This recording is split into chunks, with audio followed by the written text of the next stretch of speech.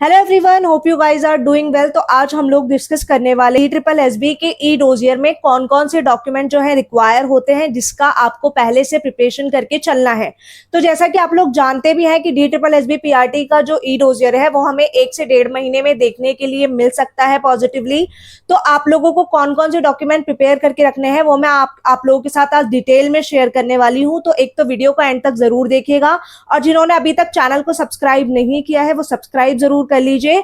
एक साइड में आप लोगों को एक्सप्लेन करने वाली हूँ कि कौन कौन से डॉक्यूमेंट किस तरीके से आप लोगों को प्रिपेयर करके रखना है, और दूसरे साइड आप लोग देख सकते हैं ई डोजियर भी है, जिससे ऐसा ना लगे कि मैं अपने साइड से कुछ एक्स्ट्रा बोल रही हूँ। जो चीज है वो आपके सामने प्रूफ के साथ। ये ई डोजियर जो है ये TGT की पोस्ट का है, आप लोग देख सकते हैं TGT मैथ्स का है। ई डोजियर सभी पोस्ट के लिए जो है लगभग सेम ही होते हैं, बस क्वालिफिकेशन वाइज थोड़े बहुत चेंजेस आ जाते हैं, जो अभी हम इसके साथ डिस्कस करेंगे। चलिए शुरू करते हैं। सबसे पहले आप लोग देख सकते हैं ये ई डोजियर का फ्रंट पेज है।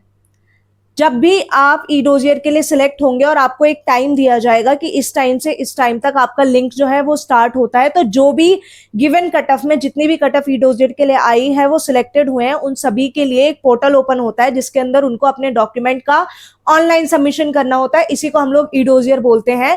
तो कुछ इस तरीके से जब आप अपने डैशबोर्ड पे लॉग इन करेंगे तो उसमें ऑप्शन आएगा यहाँ पे ई डोजियर। आप लोग देख सकते हैं ये ई डोजियर, जिस भी पोस्ट के लिए आप लोग सिलेक्ट होते हैं वहां पे क्लिक करते ही आपका ई डोजियर ओपन होता है, अगर आप कट ऑफ के अंदर आए हैं तो सबसे पहले जो चीज ये भी बताऊंगी कि क्या क्या मैंडेटरी है, क्या क्या ऑप्शनल है, क्या आपको लगाना ही लगाना है हर हाल में, उसके बगैर आप लोग ई डोजियर अपलोड नहीं कर सकते, और क्या ऑप्शनल है जो आप स्किप कर सकते हैं। तो चलिए देखते हैं। सबसे पहला है थंब इम्प्रेशन।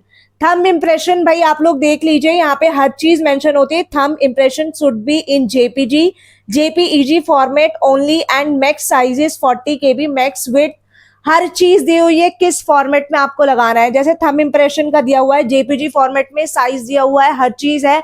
बट एक चीज जो यहाँ मिसिंग है कि थंब आपको लेफ्ट लगाना है या राइट लगाना है। तो मैं ये सजेस्ट करूंगी कि दोनों ही थंब का इंप्रेशन आप लोगों को लगाना पड़ेगा यहाँ पर। जैसे कि आप लोग देख सकते हैं एक पेपर पे लेफ्ट और राइट दोनों थंब का इंप्रेशन लेकर इन्होंने अपलोड भी किया हुआ है। इसके बाद आते हैं सेकंड जो है आपका वो है OBC क्रीमी लेयर सर्टिफिकेट। देखिए जो OBC वाले हैं उनके लिए आप लोग देख सकते हैं थंब इंप्रेशन तो मैंडेटरी है, लेकिन यहाँ OBC creamy layer if applicable लिखा है। इफ एप्लीकेबल का मतलब यह है कि अगर आपने एप्लीकेशन में भरा होगा कास्ट का कोई, तभी आपको ये फिल करना है। अदरवाइज आप जनरल है या इस कैटेगरी से बिलोंग नहीं करते तो आपको यहाँ पे कुछ भी नहीं करना है, ठीक है। तो OBC क्रीमी लेयर सर्टिफिकेट में अब OBC वाले कंफ्यूज होते हैं कि यहाँ पे क्या हमें अपना OBC की डिटेल डालनी है। नहीं, ये OBC क्रीमी लेयर है, बट एक्चुअल में OBC माना किसे जाता है जो OBC नॉन क्रीमी लेयर के होते हैं। तो वो ऑप्शन नीचे आएगा। OBC वालों को भी ये सेकंड वाला कॉलम जो है वो बिल्कुल खाली छोड़ना होता है। इसके बाद बहुत इंपॉर्टेंट चीज ध्यान से देखिएगा बिल्कुल, document proof of recognition of degree course as well as university institution itself. यही है वो जिसके लिए सबसे ज्यादा लोग परेशान हो रहे हैं। आपको रिकॉग्निशन लेटर लगाना है अपनी यूनिवर्सिटी और अपने इंस्टीट्यूशन का, मतलब कि NCTE सर्टिफिकेट यहाँ पर आप लोगों को अपलोड करना होता है। अब NCTE सर्टिफिकेट से रिलेटेड बहुत सारी क्वेरी आती है कि मैम हमारा नहीं बन रहा है, ऐसा तो नहीं हमारा ई डोजियर जो है वो रिजेक्ट हो जाएगा। तो ऐसा बिल्कुल भी नहीं है। आप लोग देख सकते हैं यहाँ एप्लीकेबल लिखा है। अगर ई डोजियर तक आप लोग बनवा पा रहे हैं तो वेल एंड गुड है, नहीं तो ई डोजियर आने के बाद भी आप लोग दिल्ली आकर बनवा सकते हैं। और अगर तब भी ना बने तो कोई बात नहीं, इसको आप लोग ब्लैंक छोड़ सकते हैं। बाद में जब आपका DV होगा तब तक आप ट्राई करके बनवा लीजिएगा। ये NCTE वाला है। NCTE मैंने यहाँ पर लिखा भी, आप लोग देख सकते हैं NCTE सर्टिफिकेट। ये मैंने आप लोगों को एक्सप्लेन कर दिया है, ऑप्शनल है, ठीक है। तो NCTE सर्टिफिकेट आप लोग अगर बनवा पा रहे हैं तो बनवा लीजिए, अदरवाइज ई डोजियर आने के बाद भी आप बनवा सकते हैं। और तब भी ना बने तो आप ब्लैंक भी छोड़ सकते हैं, क्योंकि यहाँ पे ऑप्शनल लिखा हुआ है, आप लोगों के लिए मैंडेटरी नहीं है। जो चीजें आपके लिए मैंडेटरी है वो भी गिवन है, जो नहीं है वो भी यहाँ पे दी हुई है। तो इसीलिए बिल्कुल भी परेशान नहीं होना है। जिनका NCTE नहीं बन रहा वो ई डोजियर के टाइम भी बना सकते हैं और ई डोजियर के बाद DV तक भी बना सकते हैं, इतना टाइम आप लोगों के पास है। इसके बाद कॉपी ऑफ एडमिट कार्ड। आप लोग देख लीजिए यहाँ पे ओरिजिनल एडमिट कार्ड आप लोगों को रिक्वायर होगा, और यहाँ पे मैंने 2x लिखा है। 2x का मतलब ये है कि दो दो जगह इसको आपको अपलोड करना है, ठीक है। कॉपी ऑफ एडमिट कार्ड में आपको फोटो स्टेट लगानी है उस एडमिट कार्ड की जो आप अपने साथ लेकर गए थे एग्जामिनेशन सेंटर पे, और इन्विजिलेटर ने उस पर सिग्नेचर भी किया। या आप यहाँ पर वो ब्लैंक वाला भी लगा सकते हैं जो आपके पास प्रिंट आउट होगा, उसके प्रिंट निकाल के भी आप यहाँ पे लगा सकते हैं। अगर आपके पास ओरिजिनल है जिसपे साइन वगैरह हुए हुए हैं तो उसकी फोटो स्टेट निकाल के यहाँ पे कॉपी लगानी है आपको, और अगर नहीं है तो आपको ब्लैंक वाला एडमिट कार्ड निकाल कर भी यहाँ पर लगा सकते हैं। तो एडमिट कार्ड आपके लिए इंपॉर्टेंट है। इसके बाद एससी और ST certificate issued by competent authority. अब एससी सर्टिफिकेट और एसटी सर्टिफिकेट के लिए क्या क्या क्वेश्चंस पूछे जाते हैं कि मैम हमारा सेंट्रल का बना है, तो आपको मैं बता दूं कि एससी सर्टिफिकेट और एसटी सर्टिफिकेट सेंट्रल और स्टेट दोनों का वैलिड है, 100% वैलिड है, कोई टेंशन नहीं है। और इसकी लाइफ टाइम की वैलिडिटी होती है, आपने एक बार बनवा लिया तो कभी भी आप उसका यूज जो है कर सकते हैं। तो ऐसा नहीं है आपको रिन्यू वगैरह कराना होता है। सेंट्रल फॉर्मेट में भी चलता है और स्टेट फॉर्मेट में भी चलता है, दोनों तरीके में कोई प्रॉब्लम नहीं है, ठीक है। तो ये हो गया एसटी सर्टिफिकेट की बात। फिर है डिसेबिलिटी सर्टिफिकेट, जो पीएच कैंडिडेट्स हो, कितने परसेंट का उनके पास सर्टिफिकेट है, वो सर्टिफिकेट आपको यहाँ अपलोड करना होता है नंबर 6 में। इसके बाद OBC certificate issued by competent authority. OBC certificate आपका जो कि एक कॉम्पिटेंट अथॉरिटी, यूजुअली दिल्ली में डीएम्स वगैरह ही होते हैं जो करते हैं, और ओबीसी तो दिल्ली वाले ही वैलिड है। तो आईएएस ऑफिसर्स या एसडीएम के थ्रू आपका साइन हुआ ओबीसी सर्टिफिकेट होना चाहिए, और इसमें आपको बताया हुआ है कौन सा पीडीएफ में अपलोड करना है, कौन सा जेपीजी में अपलोड करना है। तो अब हम आते हैं यहाँ पे ईडब्ल्यूएस और ओबीसी, इन दोनों के लिए एक इंपॉर्टेंट चीज जो आप लोगों को ध्यान रखनी है कि 2025-26 वाला तो आपके पास होना ही चाहिए। अब 25-26 वाला क्यों? क्योंकि कट ऑफ ईयर तभी का ही था, मतलब जो फाइनेंशियल ईयर 25 और 26 वाला ओबीसी और ईडब्ल्यूएस है वो आपका वैलिड था, 100% है, उससे पहले वाला नहीं चलेगा। उस साल वाला आपके पास होना चाहिए 25-26 वाला ओबीसी और ईडब्ल्यूएस, क्योंकि जो आपका फॉर्म फिल करने का लास्ट डेट था वो था आई थिंक अक्टूबर 2025, तो उसके हिसाब से आपका उस वाले फाइनेंशियल ईयर का होना चाहिए। और अब तक आपने अगर अभी जो लेटेस्ट ईयर चल रहा है इसका नहीं बनवाया है तो मैं रिक्वेस्ट करूंगी कि प्लीज आप इसको बनवा लीजिए, क्योंकि कई अभी ऐसा हो रहा है फिलहाल कि वो लोग लेटेस्ट भी मांग रहे हैं। उस वाले जो फाइनेंशियल ईयर जिसमें फॉर्म भरा गया था, कट ऑफ डेट वाला जो ईयर है उसका तो चाहिए ही चाहिए, और लेटेस्ट भी मांग रहे हैं। तो ईडब्ल्यूएस और ओबीसी आपके पास दोनों ईयर का क्या है, होना चाहिए। और वहां यहाँ पे आपको दोनों पीडीएफ, दोनों ही पेजेस की पीडीएफ फॉर्मेट अपलोड करनी पड़ेगी, जिसमें आपका फाइनेंशियल ईयर जो कट ऑफ डेट थी वो वाली और लेटेस्ट फाइनेंशियल ईयर दोनों का ओबीसी और ईडब्ल्यूएस होना चाहिए। अब एक केस आता है कि कुछ कैंडिडेट्स ऐसे थे जिन्होंने फॉर्म भरा, बाद में उनकी ज्वाइनिंग हो गई इस साल का, उनके पास ईडब्ल्यूएस या ओबीसी नहीं है। तो इस केस में आपको क्या करना है, एक आगे एक्सपीरियंस सर्टिफिकेट वाला ऑप्शन आएगा, वहां पे आप अपना एक्सपीरियंस या एनओसी कुछ भी लगा सकते हैं, फिर आपसे लेटेस्ट ईयर का डिमांड नहीं किया जाएगा। आई होप यहां तक की बात आप लोगों की क्लियर होगी।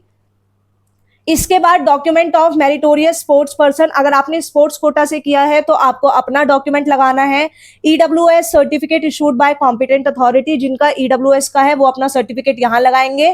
फिर उसके बाद आपका फोटो जो कि मैंडेटरी है, सिग्नेचर मैंडेटरी है, आधार कार्ड ऑप्शनल है। हालांकि आप लोग आधार कार्ड लगा दीजिएगा, मैंने ईडोजियर में सबको यही सजेस्ट किया है कि आधार कार्ड लगा दीजिए, क्योंकि आपका बायोमेट्रिक होता ही है, कोई दिक्कत नहीं है, ये लोग किसी तरीके का मिसयूज वगैरह नहीं करते हैं। तो आप लोग यहाँ पे आधार कार्ड लगाएंगे। सिग्नेचर आपका किस फॉर्मेट में होना चाहिए, जेपीजी फॉर्मेट में होना चाहिए, फोटो जेपीजी फॉर्मेट में होना चाहिए, ये सारा आपका गिवन है। ये था ई डोजियर का फर्स्ट पेज, ठीक है।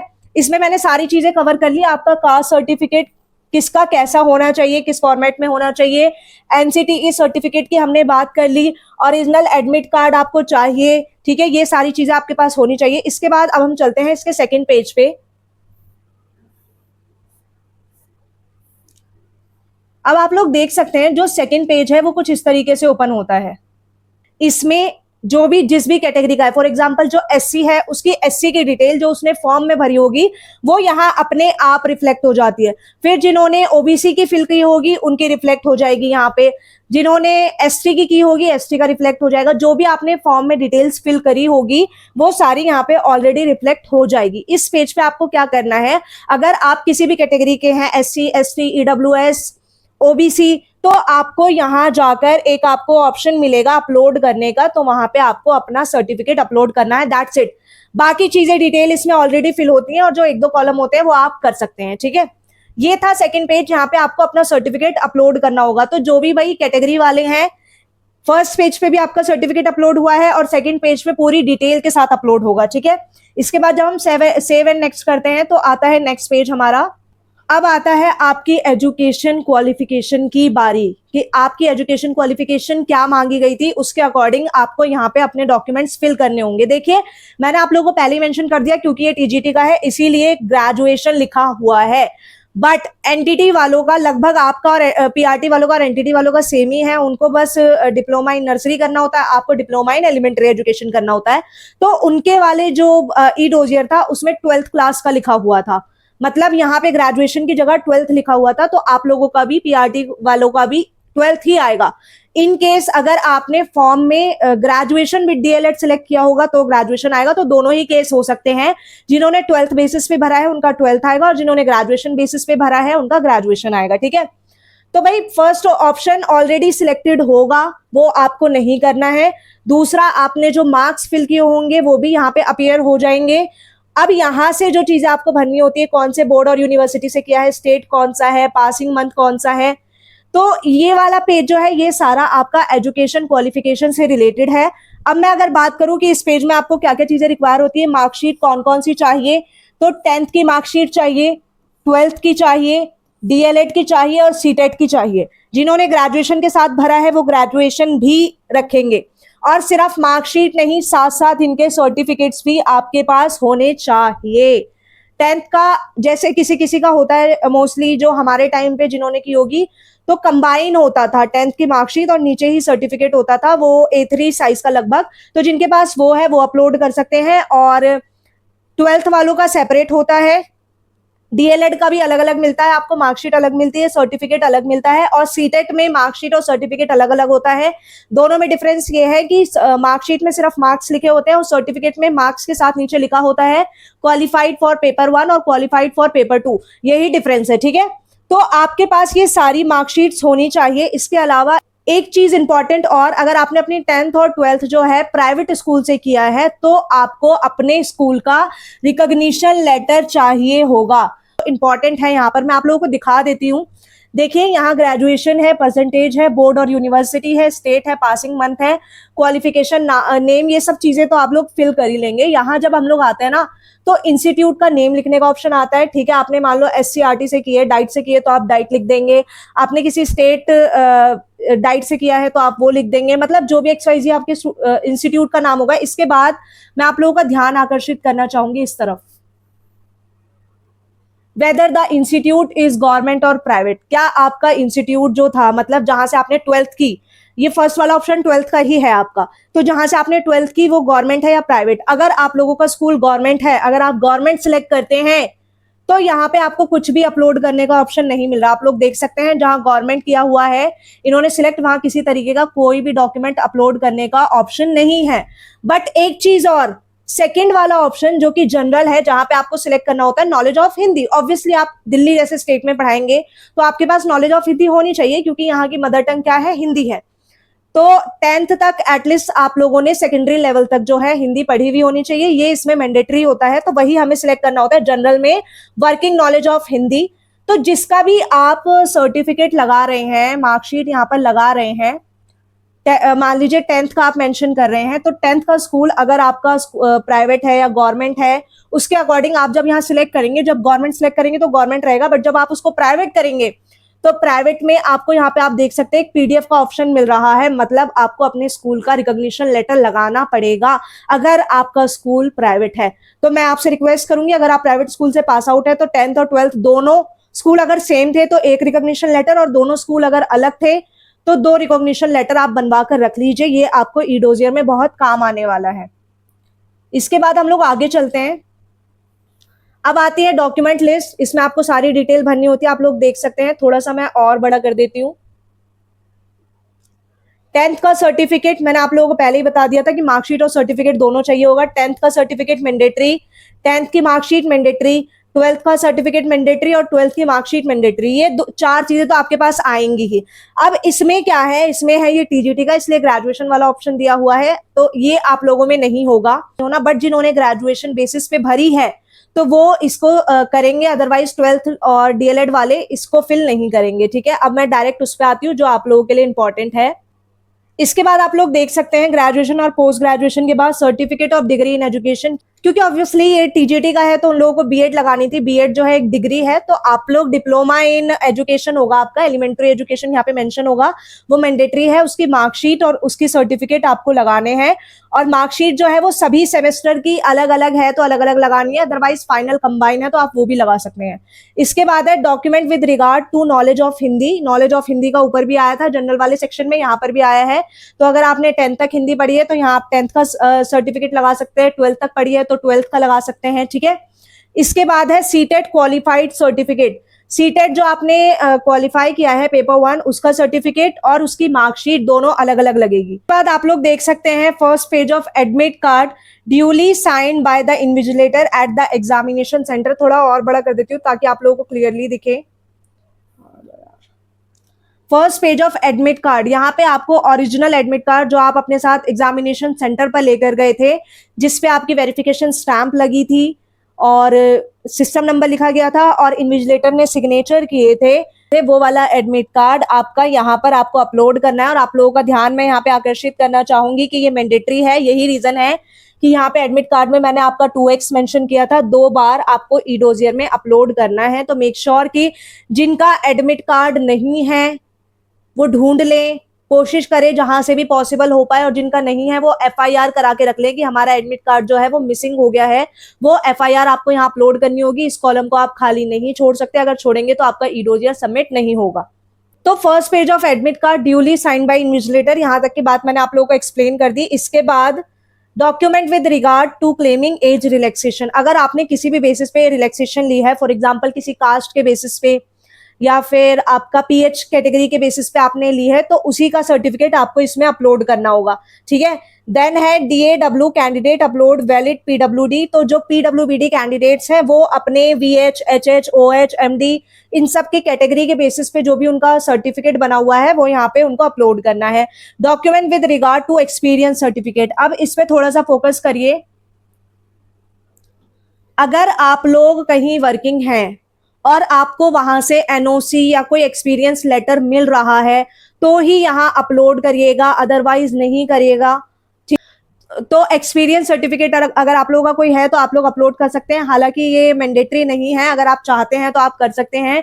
इससे रिलेटेड एक क्वेश्चन और आता है कि मैम जो कैंडिडेट्स अभी वर्किंग है क्या उनको एनओसी लेनी पड़ेगी? कई जगह से ऐसा होता है एनओसी उन्हें दी नहीं जाती, तो उस केस में वो क्या करें? तो मैं यही कहूंगी कि अगर आप लोगों ने फॉर्म में मेंशन नहीं किया है कि आप कहीं वर्किंग हैं तो प्लीज आप ई डोजियर में भी मेंशन मत करना, वरना हो सकता है डीवी में आपसे डिमांड कर लिया जाए, उससे रिलेटेड कोई सर्टिफिकेट या क्लियरेंस लेटर, एनओसी कुछ भी मांगा जा सकता है। इसीलिए रिस्क लेने से बेटर है अगर आपने फॉर्म में कहीं मेंशन नहीं किया कि आप कहीं वर्किंग हैं तो प्लीज इस चीज को इग्नोर करने की कोशिश करिएगा, बहुत अच्छा करने के चक्कर में आपके ऊपर भारी ना पड़ जाए। देन नेक्स्ट है any other document if necessary. इसमें एक ऑप्शन है कि एडिशनल डॉक्यूमेंट अगर आपको चाहिए। अभी मैंने बताया जिनके पास एडमिट कार्ड नहीं है वो एफआईआर करेंगे, तो वो एफआईआर यहाँ पे लगाएंगे और इसके साथ साथ रिमार्क्स में आप लोग लिखेंगे भी कि आपने क्यों लगाया है, क्या रीजन था, जिससे उनको एक क्लैरिटी हो जाए। ठीक है, इसके बाद अगर हम लोग नेक्स्ट पेज देखें तो यही मिसलेनियस डॉक्यूमेंट जो आपने पीछे लगाया था, अगर कोई इंपॉर्टेंट है जैसे एफआईआर हो गया, मैंने यहाँ पे मेंशन किया हुआ है एडिशनल डॉक्यूमेंट में आपका क्या क्या आता है। एफआईआर हो गया, जैसे आपका एडमिट कार्ड नहीं है तो उसकी एफआईआर आपने करी है तो वो यहाँ पे अपलोड होगी, और एफिडेविट लगा सकते हैं। एफिडेविट किसी नाम में, डीओई में, किसी भी सर्टिफिकेट में आपके कोई इशू है, कोई दिक्कत है, स्पेलिंग वगैरह कुछ भी, तो उस केस में आपका एफिडेविट लगता है तो वो भी यही एडिशनल डॉक्यूमेंट में अपलोड होगा। इसके बाद last but not least preference form. तो भाई प्रेफरेंस फॉर्म का मतलब ये है कि डिपार्टमेंट की प्रेफरेंस आपको सिलेक्ट करनी पड़ेगी ई डोजियर में ही। अगर आपको याद हो तो ये कंबाइन एग्जाम हुआ था 2 अलग अलग डिपार्टमेंट के लिए, जिसमें से एक था एनडीएमसी और दूसरा था डीओई। तो आपको सिलेक्ट करना पड़ेगा कि आपकी फर्स्ट प्रेफरेंस क्या है, या तो डीओई है या एनडीएमसी है। अब इस चीज को ध्यान से देखिएगा, इसको फिल करने से पहले आप लोग जान लीजिएगा कि डीओई और एनडीएमसी के प्रोज और कॉन्स क्या है। ये बहुत इंपॉर्टेंट है, ये बहुत बड़ा डिसाइडिंग फैक्टर है कि आपका नाम फाइनल लिस्ट में आने वाला है कि नहीं आने वाला है। और यहाँ पे आप लोग क्लियरली देख लीजिए, final selection of candidate will be made on the basis of overall performance और प्रेफरेंस ऑफ पोस्ट। जो भी आप प्रेफरेंस ऑफ पोस्ट भरेंगे उसके बेसिस पे ही आपका सिलेक्शन होगा। और इसमें बहुत क्लियरली मेंशन है कि जो भी फाइनल अलॉटमेंट एक बार कर दी गई और जो भी प्रेफरेंस आपने सिलेक्ट कर दी उसमें कोई चेंजेस नहीं होंगे। मेरिट वाइज आपको आपकी प्रेफरेंस वाली लिस्ट में पहले देखा जाएगा। और तो यहाँ पे आपको प्रेफरेंस फॉर्म सिलेक्ट करके उसमें अपनी प्रेफरेंस डालनी होती है। फर्स्ट आप एनडीएमसी को सिलेक्ट करना चाहते हैं या डीओई को सिलेक्ट करना चाहते हैं, तो फर्स्ट प्रेफरेंस जो आपकी वो होगी वो सिलेक्ट कर लीजिएगा और सेकंड जो प्रेफरेंस होगी वो सिलेक्ट कर लीजिएगा। उसके बाद यहाँ पे आपको उसको अपलोड करना होता है। जब आप प्रेफरेंस फॉर्म अपलोड करते हैं तब जाके आपका ई डोजियर के सारे डॉक्यूमेंट कंप्लीट होते हैं। और यहाँ डिक्लेरेशन पे क्लिक करते ही फाइनल सबमिट करके आप सबमिट कर सकते हैं। और जब ये फाइनल सबमिट का बटन क्लिक करेंगे तो ऊपर आपका एक इंटरफेस ओपन होता है जिसमें ई डोजियर नंबर जनरेट होता है। जब वो ई डोजियर नंबर जनरेट हो गया इसका मतलब आपका फाइनल सिलेक्शन हो गया।